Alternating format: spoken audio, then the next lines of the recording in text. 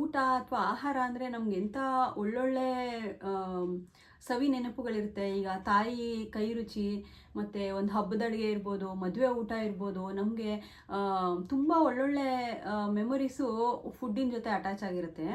ಮತ್ತು ನಮಗೆ ಕಷ್ಟ ಬಂದಾಗ ಅಥವಾ ನಾವು ಸಿಟ್ಟಲ್ಲಿದ್ದಾಗಲೂ ತುಂಬ ಜನ ತಿಂತಾರೆ. ಸ್ಟ್ರೆಸ್ ಈಟಿಂಗ್ ಅಂತ ತುಂಬ ನಾವು ತಿಂತೀವಿ. ಸೊ ಆ ಆಹಾರ ನಮ್ಮ ಸುಖ ಮತ್ತು ದುಃಖಗಳಲ್ಲಿ ಎರಡರಲ್ಲೂ ಭಾಗಿಯಾಗಿರುತ್ತೆ. ಬಟ್ ನಾವು ತಿನ್ನೋ ಆಹಾರದಿಂದ ಕಾಯಿಲೆಗಳಂತೂ ಖಂಡಿತ ಬರುತ್ತೆ. ನಾವು ತಿನ್ನೋ ಆಹಾರದಿಂದ ಕ್ಯಾನ್ಸರ್ ಉಂಟಾಗತ್ತಾ ಅಂತ ಒಂದು ಪ್ರಶ್ನೆ. ಸೊ ಕೆಲವು ಸ್ಟಡೀಸಲ್ಲಿ ನಾವು ಎಲ್ಲ ಕ್ಯಾನ್ಸರ್ಗಳನ್ನೂ ಕೂಡಿಸಿದ್ರೆ ಅದರಲ್ಲಿ 1/3 ಅಂದರೆ 1/3 ಕ್ಯಾನ್ಸರ್ಗಳು, ನಿಯರ್ಲಿ ಒಂದು 35% of all cancers food related ಅಂತ ಹೇಳ್ತಾರೆ. ಸೊ ಈ ಫುಡ್ಡು ಆಹಾರ ಹೇಗೆ ಅಂದರೆ ನಮಗೆ ಶತ್ರುನೂ ಹೌದು, ಮಿತ್ರನೂ ಹೌದು. ಸೊ ನಾವು ಊಟ ಮಾಡಲೇಬೇಕಲ್ವ ಡೈಲಿ. ಸೊ ಆಹಾರದಿಂದ ನಮ್ಗೆ ಎಷ್ಟೊಂದು ಪೌಷ್ಟಿಕಾಂಶಗಳು ಸಿಗುತ್ತೆ. ಮತ್ತು ನಮ್ಮ ಬಾಡಿ ಒಂದು ಮಷೀನ್ ಅಲ್ವಾ, ಆ ಮಷೀನು ರನ್ ಆಗಬೇಕು ಅಂದರೆ ಅದಕ್ಕೆ ಫ್ಯೂಯಲ್ಲು ಬೇಕೇ ಬೇಕು. ಸೊ ನಾವು ತಿನ್ನೋ ಆಹಾರದಲ್ಲಿ ನಾವು 2 ಥರ ಡಿವೈಡ್ ಮಾಡ್ತೀವಿ. ಒಂದು ಕ್ಯಾನ್ಸರ್ ಉಂಟು ಮಾಡುವಂಥ ಆಹಾರಗಳು, ಮತ್ತು ಇನ್ನೊಂದು ಕ್ಯಾನ್ಸರ್ ಫೈಟಿಂಗ್ ಫುಡ್ಸ್ ಅಂತ. ಅಂದರೆ ಕ್ಯಾನ್ಸರ್ನ ತಡೆಗಟ್ಟುವಂಥ ಆಹಾರಗಳು ಯಾವುದು ಅಂತ ನೋಡೋಣ. ಸೊ ನಾವು ಎಷ್ಟೊಂದೆಲ್ಲ ಊಟ ಮಾಡ್ತೀವಿ, ಎಷ್ಟೊಂದು ಐಟಮ್ಸ್ ತಿಂತೀವಲ್ವ. ಸೊ ಅದರಲ್ಲಿ ನಾವು ಕೆಲವು ಆಹಾರಗಳು ನಮಗೆ ಒಳ್ಳೇದು ಮಾಡಿದ್ರೆ, ಇನ್ನು ಕೆಲವು ಆಹಾರಗಳು ನಮಗೆ ಕೆಟ್ಟದನ್ನು ಸಹ ಮಾಡ್ಬೋದು. ಸೊ ಈ ಸಂಚಿಕೆಯಲ್ಲಿ ನಾವು ಈ ಆಹಾರದಲ್ಲಿರೋವಂಥ ನಮಗೆ ಕೆಟ್ಟದ್ದು ಉಂಟು ಮಾಡೋವಂಥ ಅಂಶಗಳು ಯಾವ್ಯಾವುದು, ಕ್ಯಾನ್ಸರ್ ಫಾರ್ಮ್ ಮಾಡೋವಂಥ ಅಂದರೆ ಕ್ಯಾನ್ಸರ್ ಉಂಟು ಮಾಡೋವಂಥ ಆಹಾರಗಳು ಯಾವ್ಯಾವುದು ಅಂತ ತಿಳ್ಕೊಳ್ಳೋಣ. ಸೊ ನಾವು ಈ ಕ್ಯಾನ್ಸರ್ ಉಂಟು ಮಾಡೋ ಆಹಾರಗಳನ್ನ 2 ಥರ ಡಿವೈಡ್ ಮಾಡ್ತೀವಿ. ಮತ್ತು ಒಂದು ಕಾರ್ಸಿನೋಜೆನಿಕ್ ಅಂತ, ಅಂದರೆ ಕ್ಯಾನ್ಸರ್ ಕಾರಕಗಳು, ಡೈರೆಕ್ಟಾಗಿ ಕ್ಯಾನ್ಸರ್ನ ಉಂಟು ಮಾಡೋವಂಥವನ್ನ ನಾವು ಕಾರ್ಸಿನೋಜನ್ಸ್ ಅಂತ ಹೇಳ್ತೀವಿ. ಮತ್ತು ಎರಡನೇದು ಕ್ಯಾನ್ಸರ್ ಪ್ರೊಮೋಟರ್ಸ್ ಅಂತ, ಅಂದರೆ ಬೇರೆ ಯಾವುದೋ ಕಾರಣದಿಂದ ದೇಹದಲ್ಲಿ ಕ್ಯಾನ್ಸರ್ ಉಂಟಾಗಿದೆ. ಸಪೋಸ್ ಅವರು ಟೊಬ್ಯಾಕೋ, ಆಲ್ಕೋಹಾಲು, ಯಾವುದೋ ಒಂದು ಕಾರಣದಿಂದ ಕ್ಯಾನ್ಸರ್ ಬೀಜ ಬೆಳೀತಾ ಇದೆ. ಸೊ ಅದಕ್ಕೆ ಕ್ಯಾನ್ಸರ್ ಪ್ರೊಮೋಟಿಂಗ್ ಫುಡ್ಸ್ ಅಂತ, ಅಂದರೆ ಆ ಕ್ಯಾನ್ಸರ್ಗೆ ಗೊಬ್ಬರ ಹಾಕ್ಬಿಟ್ಟು ಆಹಾರ ಕೊಟ್ಟು ಅದನ್ನು ಬೆಳೆಸೋ ಅಂಥ ಆಹಾರಗಳು ಇವೆ. ಅಂದರೆ ಆ ಕ್ಯಾನ್ಸರ್ ಪ್ರೊಮೋಟರ್ ಫುಡ್ಗೆ ತಾನೇ ಕ್ಯಾನ್ಸರ್ ಉಂಟು ಮಾಡೋ ಶಕ್ತಿ ಇರಲ್ಲ, ಆದರೆ ಬೇರೆ ಕಾರಣದಿಂದ ಕ್ಯಾನ್ಸರ್ ಉಂಟಾಗಿದ್ದರೆ ಅದನ್ನು ಬೆಳೆಸುತ್ತೆ. ಸೊ ನಾವು ಕಾರ್ಸಿನೋಜನ್ಸ್ ಯಾವ್ಯಾವುದು ಅಂದರೆ ಯಾವುದು ಕ್ಯಾನ್ಸರ್ ಕಾರಕ ಆಹಾರಗಳು, ಮತ್ತು ಈ ಕ್ಯಾನ್ಸರ್ ಪ್ರೊಮೋಟಿಂಗ್ ಫುಡ್ಸು ಅಂದರೆ ಕ್ಯಾನ್ಸರ್ಗೆ ಆಹಾರ ಕೊಡೋವಂಥ ಫುಡ್ ಯಾವ್ಯಾವುದು ಅಂತ ತಿಳ್ಕೊಳ್ಳೋಣ. ಸೊ ಫಸ್ಟು ಕಾರ್ಸಿನೋಜನ್ಸು, ಕ್ಯಾನ್ಸರ್ ಉಂಟು ಮಾಡೋವಂಥ ಆಹಾರಗಳು ಯಾವ್ಯಾವುದು ಅಂತ ನೋಡೋಣ. ಸೊ ನೋಡಿ, ನಾವು ಯಾವುದೇ ಆಹಾರ, ಅಕ್ಕಿ ತಗೊಳ್ಳಿ, ರಾಗಿ ತಗೊಳ್ಳಿ, ಜೋಳ, ಯಾವುದೇ ಆಹಾರ ತೊಗೊಂಡ್ರೂ ಅದು ಬೆಳೆಯೋದ್ರಿಂದ ಹಿಡಿದು ನಮ್ಮ ಪ್ಲೇಟ್ಗೆ, ನಮ್ಮ ಮನೆಗೆ ಬಂದು ಸೇರೋ ತನಕ ಅನೇಕ ಸ್ಟೆಪ್ಸ್ನ ಅದು ಸ್ಟೆಪ್ ಬೈ ಸ್ಟೆಪ್ಪು ಅದನ್ನು ಸಂಸ್ಕರಣೆ ಮಾಡ್ತಾರಲ್ವ. ಸೊ ಒಂದು ಬೀಜ ಬಿತ್ತಾರಲ್ಲ, ಆ ಬೀಜಕ್ಕೇನೆ ಒಂದು ಕೋಟಿಂಗ್ ಕೊಟ್ಟಿರ್ತಾರೆ, ಕೆಮಿಕಲ್ ಕೋಟಿಂಗು. ಆ ಬೀಜ ಹಾಳಾಗಬಾರ್ದು, ಚೆನ್ನಾಗಿ ಚಿಗುರಿ ಬರಬೇಕು ಅಂದ್ಬಿಟ್ಟು ಒಂದು ಕೆಮಿಕಲ್. ಸೊ ಬೀಜ ಬಿತ್ತೋ ಟೈಮಿಂದನೂ ಕೆಮಿಕಲ್ ಆಹಾರದ ಜೊತೆನೇ ಇರುತ್ತೆ. ಸೊ ನಾವು ಈ ಆಹಾರದ ಬೆಳೆಯೋಕ್ಕೆ ಉಪಯೋಗಿಸೋವಂಥ ಕೆಮಿಕಲ್ಸು, ರಾಸಾಯನಿಕಗಳು ಯಾವ್ಯಾವುದೆಲ್ಲ ಯೂಸ್ ಮಾಡ್ತೀವಿ ನಾವು. ಈ ಕೆಮಿಕಲ್ ಪೆಸ್ಟಿಸೈಡ್ಸ್ ಯೂಸ್ ಮಾಡ್ತೀವಿ, ಗೊಬ್ಬರ ಬೇಕು ಅಂದ್ಬಿಟ್ಟು ಗೊಬ್ಬರಗಳನ್ನ ಹಾಕ್ತೀವಿ. ಈ ಮುಂಚೆ ಈ ರಾಸಾಯನಿಕ ಗೊಬ್ಬರಗಳ ಯೂಸೇಜ್ ಅಷ್ಟೊಂದು ಇರಲಿಲ್ಲ. ಈ ಕಳೆದ 30 ವರ್ಷಗಳಿಂದ ತುಂಬ ನಾವು NPK ಫರ್ಟಿಲೈಸರ್ಸ್ ಅಂತ ಫರ್ಟಿಲೈಸರ್ಸ್ ಎಲ್ಲ ಯೂಸ್ ಮಾಡ್ತೀವಲ್ಲ, ಅದೆಲ್ಲ ಕೆಮಿಕಲ್ಸೇನೆ. ಸೊ ಈ ಕೆಮಿಕಲ್ಸು ಫುಡ್ ಜೊತೆಗೇ ಸೇರ್ಕೊಂಬಿಟ್ಟಿರುತ್ತೆ. ಸೊ ಇಂಥ ಕೆಮಿಕಲ್ಸು ಕಾರ್ಸಿನೋಜೆನಿಕ್ಕು. ಮತ್ತು ಬೆಳೆದ ಮೇಲೆ ಅದನ್ನು ನಾವು ಪ್ರಿಸರ್ವ್ ಮಾಡ್ತೀವಲ್ಲ, ಅದಕ್ಕೂ ಅನೇಕ ಔಷಧಿಗಳನ್ನ ಹಾಕ್ತೀವಿ. ಈ ಅಕ್ಕಿ, ರಾಗಿ ಹಾಳಾಗಬಾರ್ದು ಅಂತ ಅದಕ್ಕೆ ಔಷಧಿಗಳನ್ನ ಹಾಕ್ತೀವಿ. ಸೊ ಇಂಥ ಔಷಧಿಗಳು ಸಹ ಕ್ಯಾನ್ಸರ್ ಉಂಟು ಮಾಡ್ಬೋದು. ಈ ಧಾನ್ಯಗಳು ಸ್ವಲ್ಪ ಕೆಟ್ಟೋಗುತ್ತಲ್ಲ, ಈಗ ಮುಗ್ಗಿದ ಅಕ್ಕಿ ಇರುತ್ತಲ್ಲ, ಮುಗ್ಗಿದ ವಾಸನೆ ಬರ್ತಾ ಇರುತ್ತೆ, ಅಂದರೆ ಅದು ಹಾಳಾಗಿರೋ ಅಂಥ ವಾಸನೆ ಬರ್ತಾ ಇರುತ್ತೆ. ಸೊ ಅದು ಈ ಮೈಕೋಟಾಕ್ಸಿನ್ಸ್ ಅಂತ, ಅಂದರೆ ಕೆಲವು ಕೆಮಿಕಲ್ಸು, ಈ ಫಂಗಸ್ಸು, ಈ ನಮಗೆ ಬ್ರೆಡ್ಗೆ ಬೂಸ್ಟ್ ಬರುತ್ತಲ್ಲ, ಆ ಥರ ಫಂಗಸ್ಗಳು ಸ್ವಲ್ಪ ಹಾಳಾದಂಥ ಅಕ್ಕಿ ಅಥವಾ ಬೇಳೆಗಳಲ್ಲಿ ತುಂಬ ಕಾಮನು. ಇದನ್ನ ಅಫ್ಲಾಟಾಕ್ಸಿನ್ ಅಂತ ಹೇಳ್ತೀವಿ. ಈ ಲಿವರ್ ಕ್ಯಾನ್ಸರ್ಗೆ ನಾವು ಈ ಅಫ್ಲಾಟಾಕ್ಸಿನ್ನು ಕಾರಣ ಅಂತ ಹೇಳ್ತೀವಿ. ಸೊ ಈ ಆಹಾರ ನಮ್ಮ ಮನೆಗೆ ಬರೋಕ್ಕೆ ಮುಂಚೆನೇ ಅನೇಕ ಕೆಮಿಕಲ್ಸು ಅದ್ರ ಜೊತೆಗೆ ಸ್ಲೋ ಆಗಿ ಸೇರ್ಕೊಂಡು ಹೋಗ್ಬಿಟ್ಟಿರುತ್ತೆ. ಮತ್ತು ಈ ಪೌಲ್ಟ್ರಿ ಅಂದರೆ ಕುರಿ, ಕೋಳಿ, ದನಗಳು ಅದೆಲ್ಲ ನಮಗೆ ಮಾಂಸ ಚೆನ್ನಾಗಿ ಬರಲಿ ಅಂದ್ಬಿಟ್ಟು ಹಾರ್ಮೋನ್ಸು ಕೊಡ್ತಾರೆ ಪ್ರಾಣಿಗಳಿಗೆ, ಪಕ್ಷಿಗಳಿಗೆ. ಮತ್ತು ಅದಕ್ಕೆ ಅವಕ್ಕೆ ಕಾಯಿಲೆಗಳು ಬರಬಾರ್ದು ಅಂತ ಆ್ಯಂಟಿಬಯೋಟಿಕ್ಸ್ ಕೊಡ್ತಾರೆ. ಮತ್ತು ಈ ದನಗಳು ಚೆನ್ನಾಗಿ ಹಾಲು ಕೊಡಲಿ ಅಂದ್ಬಿಟ್ಟು ಅವಕ್ಕೆ ಹಾರ್ಮೋನ್ಸ್ ಕೊಡ್ತಾರೆ. ಸೊ ಇಂಥ ಹಾರ್ಮೋನ್ಸು ಹಾಲಲ್ಲೂ ಇರುತ್ತೆ, ಮೊಟ್ಟೆಲೂ ಇರುತ್ತೆ. ಚಿಕನ್ನು ಅಥವಾ ಮಾಂಸಾಹಾರ ಏನೇ ಸೇವನೆ ಮಾಡಿದ್ರೂ ಅದರಲ್ಲಿ ಹಾರ್ಮೋನ್ಸು, ಕೆಮಿಕಲ್ಸು ಇದ್ದೇ ಇರುತ್ತೆ. ಸೊ ನಾವು ತಿನ್ನೋ ಆಹಾರ ಅರ್ಧಕ್ಕರ್ಧ ಆಲ್ರೆಡಿ ಕೆಮಿಕಲ್ ಮಿಕ್ಸ್ಡೇ ಆಗಿರುತ್ತೆ. ಸೊ ಅದಾದಮೇಲೆ ನೆಕ್ಸ್ಟ್ ಸ್ಟೆಪ್ಪು, ಓಕೆ ಎಲ್ಲ ಧಾನ್ಯಗಳು ಅಥವಾ ಇದು ಚಿಕನ್ನು, ಎಗ್ಗು ಎಲ್ಲನೂ ಇದಾಯಿತು, ಪ್ರಾಸೆಸ್ ಆಯಿತು. ನೆಕ್ಸ್ಟ್ ಅದನ್ನು ಪ್ಯಾಕಿಂಗು, ಅದು ಪ್ಯಾಕ್ ಮಾಡಿ ಅದು ಹಾಳಾಗಬಾರ್ದು. ತುಂಬ ದಿನ ಪ್ಲಾಸ್ಟಿಕ್ ಕವರಲ್ಲಿ ಅದು ಇರಬೇಕು, ನಮಗೆ ರೀಚ್ ಆಗಿ 2 ತಿಂಗಳಾದ್ರೂ ಅದಕ್ಕೆ ಏನಾಗಬಾರ್ದು ಅಂತ ಮತ್ತೆ ಪ್ರಿಸರ್ವೇಟಿವ್ಸು ಆ್ಯಡ್ ಮಾಡಿರ್ತಾರೆ. ಮತ್ತು ಎಷ್ಟೊಂದು ಪ್ಯಾಕಿಂಗ್ ಮೆಟೀರಿಯಲ್ ಯೂಸ್ ಮಾಡ್ತಾರೆ. ನೀವು ಇದು ಏರ್ ಟೈಟು ಪ್ಯಾಕ್ಸು, ಈ ಟೆಟ್ರಾ ಪ್ಯಾಕ್ಸಲ್ಲೆಲ್ಲ ಕೆಲವು ಒಂದು ಸ್ಮಾಲ್ ಕೆಮಿಕಲ್ದೊಂದು ಪುಟ್ಟ ದಿಂಬು ಥರ ಒಂದು ಇದು ಆ್ಯಡ್ ಮಾಡಿರ್ತಾರೆ. ಅದು ತೇವಾಂಶನೆಲ್ಲ ಹೀರ್ಕೊಳ್ಳಿ ಅಂತ ಕೆಮಿಕಲ್ಸ್ ಹಾಕಿರ್ತಾರೆ.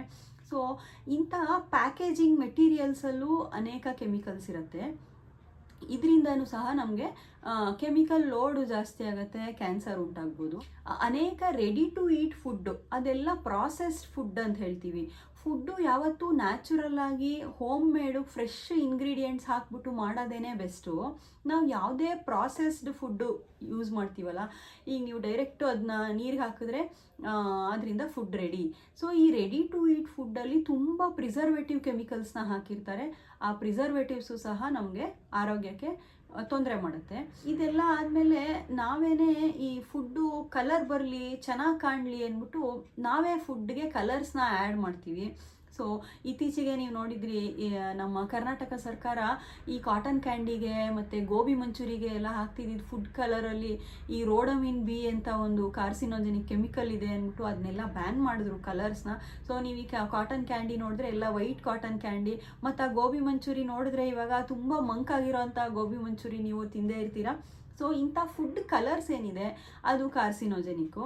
ಸೊ ನೀವು ಕೇಳ್ಬೋದು, ಏನು ಮೇಡಮ್ ಒಂದು ದಿವಸ ಕಾಟನ್ ಕ್ಯಾಂಡಿ ನಾವು ಯಾವಾಗೋ ವರ್ಷಕ್ಕೊಂದ್ಸತಿ ತಿಂತೀವಿ, ಅದರಿಂದ ಕ್ಯಾನ್ಸರ್ ಉಂಟಾಗತ್ತಾ ಅಂತ ಕೇಳ್ಬೋದು.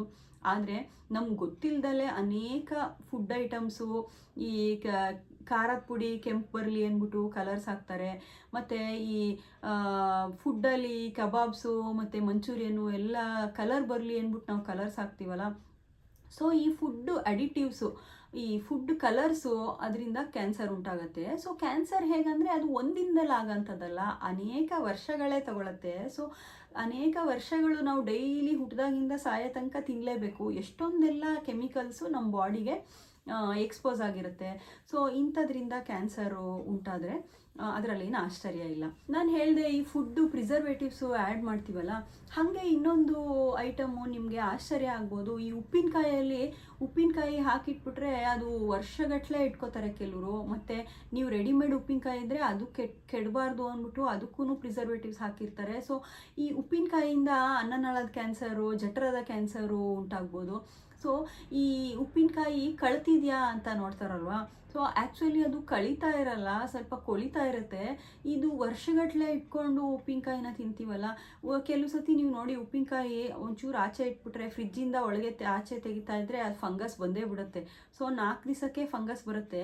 ಇನ್ನು ನಮಗೆ ಕಾಣದೇ ಇರೋಂಥ ಅನೇಕ ಅದರಲ್ಲಿ ನೈಟ್ರೈಟ್ಸು, ನೈಟ್ರೋಸಮೀನ್ಸು ಅಂತ ಕೆಲವು ಕೆಮಿಕಲ್ಸು ಉಪ್ಪಿನಕಾಯಲ್ಲೂ ಫಾರ್ಮ್ ಆಗ್ತಾ ಇರುತ್ತೆ.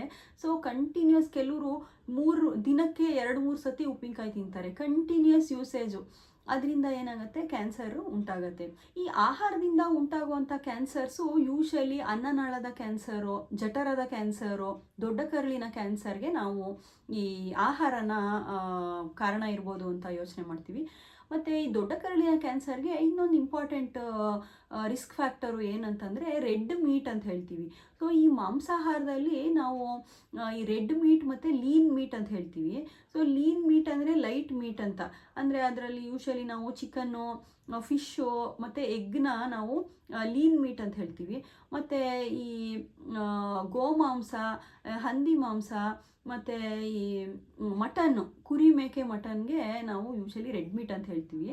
ಸೊ ಈ ಪ್ರಾಸೆಸ್ಡ್ ಫುಡ್ಡು ನಮ್ಮ ಇಂಡಿಯಾದಲ್ಲಿ ನಾವು ಯೂಶಲಿ ಫ್ರೆಶ್ ಮೀಟ್ನೇ ಯೂಸ್ ಮಾಡ್ತೀವಿ. ಬಟ್ ಅಬ್ರಾಡಲ್ಲಿ ತುಂಬ ವೆಸ್ಟರ್ನ್ ಕಂಟ್ರೀಸಲ್ಲಿ ಈ ಸಾಸೇಜಸ್ ಅಂತ ಮೀಟ್ನ ರೆಡಿ ಟು ಯೂಸ್ ಮೀಟ್ನ ಯೂಸ್ ಮಾಡ್ತಾರೆ. ಸೊ ಇಂಥ ಪ್ರಾಸೆಸ್ಡ್ ಮೀಟು ಅಂದರೆ ಅದು ಎಷ್ಟೋ ತಿಂಗಳ ಹಿಂದೆ ಅದು ಫ್ಯಾಕ್ಟ್ರಿಲಿ ಪ್ರಾಸೆಸ್ ಮಾಡಿ ರೆಡಿ ಟು ಇಟ್ ಟಿನ್ಸಲ್ಲಿ ಎಲ್ಲ ಬರುತ್ತಲ್ಲ, ಸೊ ಅಂಥ ಪ್ರಾಸೆಸ್ಡ್ ಮೀಟಲ್ಲಿ ಜಾಸ್ತಿ ಕೆಮಿಕಲ್ಸ್ ಇರುತ್ತೆ. ಮತ್ತು ಈ ಅನಿಮಲ್ ಫ್ಯಾಟಲ್ಲಿ ಈ ರೆಡ್ ಮೀಟಲ್ಲೇ ಅಂದರೆ ದಿನಕ್ಕೆ ನಾವು 50 ಗ್ರಾಮ್ಗಿಂತ ಜಾಸ್ತಿ ಈ ಮಟನ್ನು ಅಥವಾ ಬೀಫು, ಪೋರ್ಕು ಇದನ್ನು ತಿಂದರೆ ಇದರಿಂದ ದೊಡ್ಡ ಕರಳಿನ ಕ್ಯಾನ್ಸರ್ ಉಂಟಾಗತ್ತೆ ಅಂತ ಅನೇಕ ಸ್ಟಡೀಸಲ್ಲಿ ಹೇಳಿದ್ದಾರೆ. ಬಟ್ ಈ ಚಿಕನ್ನು ಮತ್ತು ಫಿಶ್ಶು ಆ್ಯಕ್ಚುಲಿ ಕ್ಯಾನ್ಸರ್ ಪ್ರಿವೆಂಟ್ ಮಾಡೋಕ್ಕೆ ಹೆಲ್ಪ್ ಮಾಡುತ್ತೆ ಅಂತ ಸಹ ಹೇಳ್ತಾರೆ. ಸೊ ಇಷ್ಟೆಲ್ಲ ವಿಷಯಗಳನ್ನ ನಾವು ತಿಳ್ಕೊಂಡಿದ್ದೀವಿ. ಇದೆಲ್ಲ ಕಾರ್ಸಿನೋಜನ್ಸ್ ಬಗ್ಗೆ, ಅಂದರೆ ಕ್ಯಾನ್ಸರ್ ಉಂಟು ಮಾಡೋವಂಥ ಕೆಮಿಕಲ್ಸು. ಸೊ ಹೇಗೆ ಈ ಆಹಾರದಲ್ಲಿರೋ ಕೆಮಿಕಲ್ಸು ಕ್ಯಾನ್ಸರ್ ಉಂಟು ಮಾಡುತ್ತೆ ಅಂದರೆ, ಅನ್ನನಾಳದ ಲೈನಿಂಗ್ ಇರುತ್ತಲ್ಲ, ಜಠರ, ಅನ್ನನಾಳದ ಲೈನಿಂಗ್ಗೆ ಆ ಕೆಮಿಕಲ್ಸು ಡ್ಯಾಮೇಜ್ ಮಾಡುತ್ತೆ. ಮತ್ತು ಈವನ್ ಲಿವರ್ ಕ್ಯಾನ್ಸರು ಸಹ ಉಂಟಾಗ್ಬೋದು.